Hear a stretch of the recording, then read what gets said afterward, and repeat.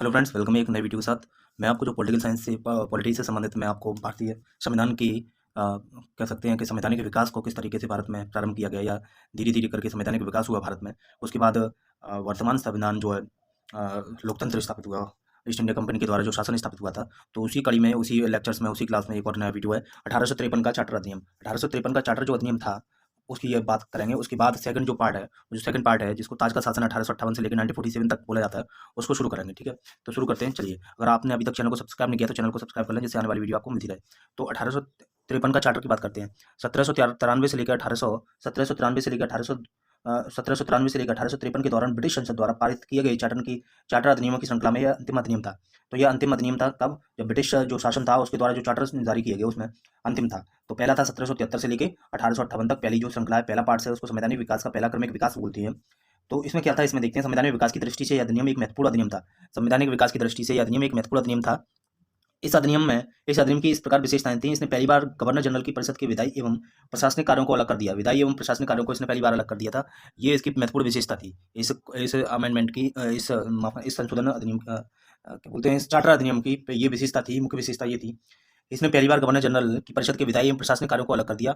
और क्या था, इसके तहत परिषद में 6 नए पार्षद जोड़े गए। परिषद में नए 6 पार्षद जोड़े गए, इन्हें विधान पार्षद कहा गया। तो परिषद में नए 6 पार्षद जोड़े गए, जिन्हें विधान पार्षद कहा गया। दूसरे शब्दों में, इसने गवर्नर जनरल के लिए नई विधान परिषद का गठन किया, जिसमें भारतीय केंद्रीय विधान परिषद कहा गया। परिषद की इस शाखा ने छोटी संसद की तरह कार्य किया। इसने वही कार्य प्रक्रिया अपनाई जो ब्रिटिश संसद में अपनाई जाती है। इस तरह भारत में पहली बार विधान परिषद की स्थापना हुई 1853 के चार्टर अधिनियम में।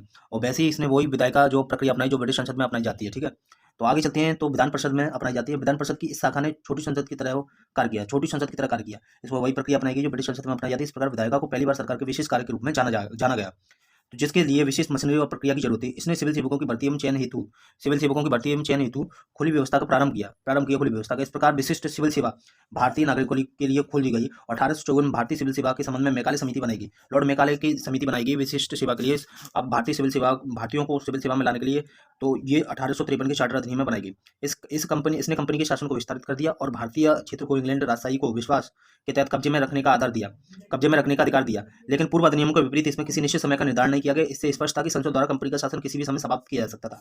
इसने कंपनी के शासन को विस्तारित तो कर दिया और भारतीय क्षेत्र को इंग्लैंड राजशाही के विश्वास के तहत कब्जे में रखने का अधिकार दिया, लेकिन पूर्व अधिनियमों के विपरीत इसमें ये किसी निश्चित समय पर निर्धारित नहीं किया गया था। इसने कंपनी के शासन को विस्तारित तो कर दिया, भारतीय क्षेत्र को इंग्लैंड राजशाही के विश्वास के तहत कब्जे में रखने का अधिकार दिया, लेकिन पूर्व अधिनियमों के विपरीत इसमें किसी निश्चित समय का निर्धारण नहीं किया गया था। इसे स्पष्ट था कि संसद द्वारा कंपनी का शासन किसी भी समय समाप्त किया जा सकता है। इसमें यह बात रखी गई थी कि कंपनी का शासन किसी भी समय समाप्त किया जा सकता है। 1853 में इसने प्रथम बार भारतीय केंद्रीय विधान परिषद में स्थानीय प्रतिनिधित्व प्रदान किया। अब पूछ सकता है कि किस अधिनियम में पहली बार भारतीय केंद्रीय विधान परिषद में प्रतिनिधित्व प्रदान किया गया, तो 1853 का अधिनियम था। आगे गवर्नर जनरल की परिषद में छह नए सदस्यों में से 4 का चुनाव बंगाल, मद्रास एवं आगरा की स्थानीय प्रांतीय सरकारों द्वारा किया गया। तो जो इसने प्रथम बार भारतीय केंद्रीय विधान परिषद में स्थानीय प्रतिनिधित्व प्रदान किया और गवर्नर जनरल की परिषद में 6 नए सदस्य जोड़े गए गवर्नर जनरल की परिषद में। उसमें 6 में से 4 थे वो। इसने क्या किया कि इसने प्रथम बार भारतीय केंद्रीय विधान परिषद में स्थानीय प्रतिनिधित्व प्रदान किया। गवर्नर जनरल की परिषद में 6 नए सदस्यों में से 4 का चुनाव बंगाल, मद्रास और बंबई और आगरा की स्थानीय सरकारों को दिया गया। तो ये बात इसमें महत्वपूर्ण रूप से ये लागू की गई कि 6 नए सदस्य जोड़े जाएंगे और इसमें जो प्रतिनिधित्व उनको दिया जाएगा। नेक्स्ट बात हो रही है ताज का शासन 1858 से 1947 तक। तो ये बात अब नेक्स्ट चल रही है कि ताज का शासन 1858 से 1947 तक चला। तो पहला अधिनियम था 1858 का अधिनियम, भारत सरकार अधिनियम। इसकी बात देखते हैं इसमें क्या था। इस महत्वपूर्ण कानून का निर्माण 1857 के विद्रोह के बाद किया गया, जिसे भारत का प्रथम स्वतंत्रता संग्राम सिपाही विद्रोह भी कहा जाता है। जिसे भारत का स्वतंत्रता संग्राम प्रथम सिपाही विद्रोह भी कहा जाता है। इसको 1857 के विद्रोह के बाद, जिसे भारत का प्रथम स्वतंत्रता संग्राम सिपाही विद्रोह भी कहा जाता है। भारत के शासन को अच्छा बनाने वाला अधिनियम के नाम से प्रसिद्ध इस कानून ने ईस्ट इंडिया कंपनी को समाप्त कर दिया। तो ये बात इसमें रखी गई थी कि भारत का जो शासन है, अब भारत का शासन किस तरीके से और बढ़िया बनाया जाएगा, इस पर बात होने लगी थी। तो इसमें पहली बार ये बात रखी गई थी कि जो भारत में जो हड़प नीति चल रही थी उसको समाप्त करने के लिए इसमें काम किया गया था।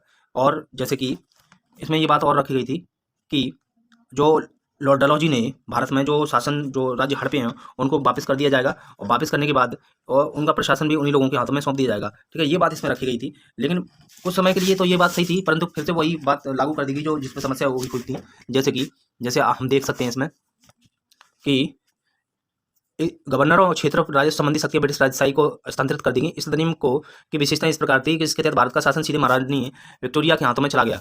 ये बात इसमें थी कि इसमें जो शासन था डायरेक्ट महारानी विक्टोरिया के हाथों में चला गया। और जो था जो शासन जो ईस्ट इंडिया कंपनी कर रही थी, ईस्ट इंडिया कंपनी के हाथों से ये शासन छीन लिया गया और शासन छीन के वो ब्रिटेन के हाथों में चला गया शासन। तो ये बात इसमें सबसे ज़्यादा महत्वपूर्ण यही थी कि अब जो शासन चलाया चलाया जाएगा वो ईस्ट इंडिया कंपनी के द्वारा चलाया जाएगा, ठीक है, ईस्ट इंडिया कंपनी के द्वारा चलाया जाएगा।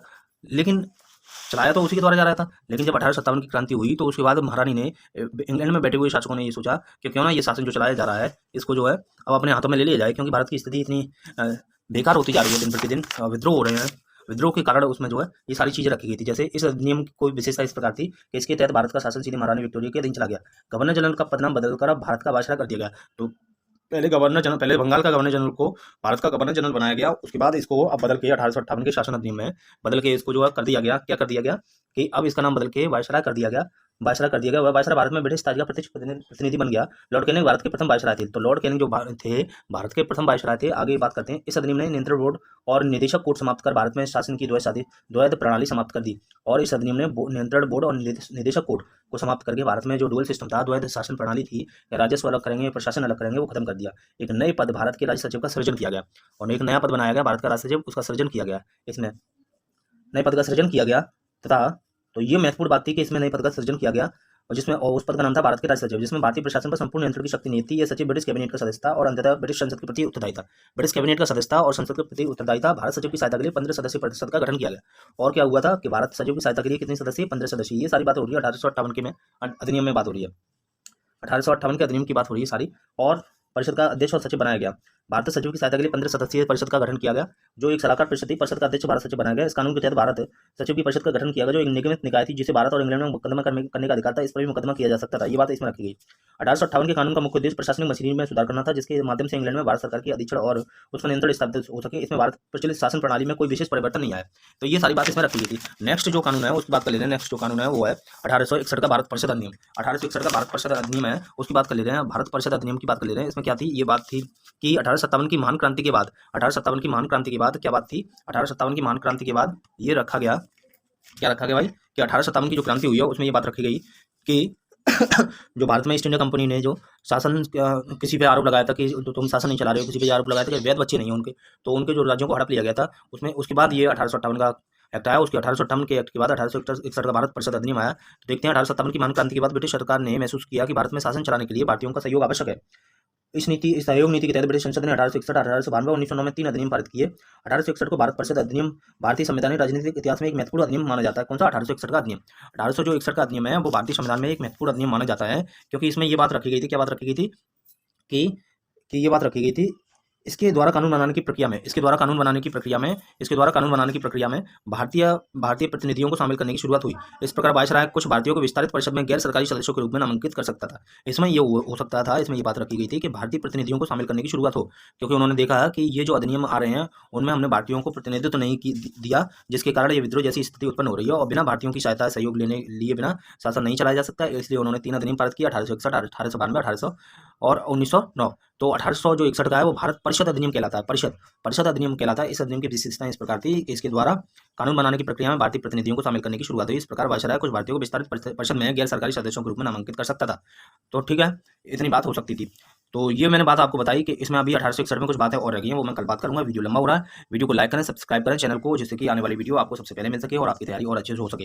ये वीडियो आपके Uttar Pradesh PGT, Uttar Pradesh TGT, Uttar Pradesh UPPCS, polity, optional subject से रिलेटेड भी और पॉलिटिकल साइंस और यूपीएससी के विद्यार्थियों के लिए, पीटीओ प्लस मेंस के लिए, एसएसबी, एसएससी, बैंक, रेलवे सभी के लिए महत्वपूर्ण हो जाता है, क्योंकि पॉलिटी के बिना कोई पेपर बनता नहीं है। और ये आप उसको देखकर अपने ज्ञान में वृद्धि कर सकते हैं और अपनी परीक्षा को अच्छा बना सकते हैं और व्यवहारिक जानकारी भी आपको होना आवश्यक है। तो आप चैनल को सब्सक्राइब कर लें। अगर आपको वीडियो पसंद आया हो, लाइक करें, कमेंट करें। तब तक के लिए धन्यवाद। Take care.